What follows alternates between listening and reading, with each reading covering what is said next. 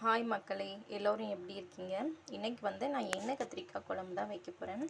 வாங்க என்னோடய ஸ்டைலில் எப்படி வைக்கலான்னு பார்க்கலாம். கடாயில் எண்ணெய் ஊற்றி அப்பளம் பொரிச்சு அதே எண்ணெயிலேயே நம்ம குழம்பு வச்சுக்கலாம். 1/2 டீஸ்பூன் கடுகு, 1/2 டீஸ்பூன் வெந்தயம் சேர்த்துருக்கேன், பொரியட்டும். 10 பல் பூண்டு நறுக்கி வச்சுருக்கேன், அதையும் சேர்த்துக்கலாம்.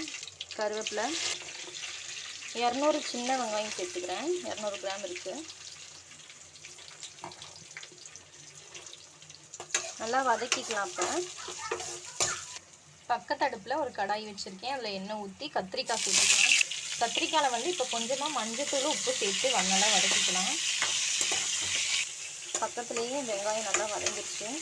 3 தக்காளி சேர்த்துக்கிறேன், சின்ன பழம் 3 சைஸ். நல்லா வதக்கிக்கலாம். கொஞ்சமாக மஞ்சத்தூள் சேர்த்துக்கிறேன், கொஞ்சம் உப்பு, கொஞ்சம் நல்லா வதங்கட்டும், அது வரை காத்திருக்கணும். இப்போ பார்த்தீங்கன்னா தக்காளி நல்லா வதங்கிருச்சு. இப்போ மசாலா சேர்த்துக்கலாம். 3 ஸ்பூன் குழம்பு மிளகாய்த்தூள், 1/2 டீஸ்பூன் வத்தத்தூள், மல்லித்தூள் 1 டீஸ்பூன் சேர்த்துக்கலாம்.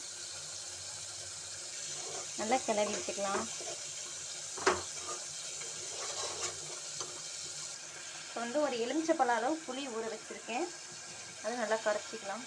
புளி கரைசல் சேர்த்தாச்சு. இப்போ நம்ம தேவையான அளவு, குழம்புக்கு தேவையான அளவு தண்ணி சேர்த்துக்கலாம். நான் இன்னைக்கு கொஞ்சம் கட்டியாக தான் வைக்க போகிறேன், அதனால் தண்ணி கம்மியாக சேர்த்துக்கிறேன். இப்போ ஒரு பச்சை மிளகாய் சேர்த்துருக்கேன் லாஸ்ட்டாக. இப்போ மூடி போட்டு நல்லா மூடி வேக வச்சிடலாம். பச்சை ஸ்மெல்லாம் போகட்டும். பொடியல் கத்திரிக்காய் பார்த்திங்கன்னா நல்லா வெந்துருச்சு. குழம்பு கொதித்ததும் நம்ம கத்திரிக்காய் லாஸ்ட்டாக சேர்த்துக்கலாம். இப்போ குழம்போட பச்சை ஸ்மெல்லாம் போனது, கத்திரிக்காய் சேர்த்துக்கலாம். கத்திரிக்காய் இப்போ சேர்த்தாச்சு. கத்திரிக்காய் கொஞ்சம் நல்லா வேகட்டும். ஏற்கனவே நம்ம வேக வச்சுருக்கோம் எண்ணெயிலேயே, இப்போ கொஞ்சம் வேகட்டும். ஃப்ளேம் குறைச்சி வச்சுக்கோங்க. எண்ணெய்லாம் நல்லா பிரிஞ்சு வரும், அது வரை வெயிட் பண்ணலாம். இப்போ பார்த்தீங்கன்னா நல்லா குழம்புலாம் கொதித்து எண்ணெய் பிரிஞ்சு வந்திருக்கு பாருங்கள்.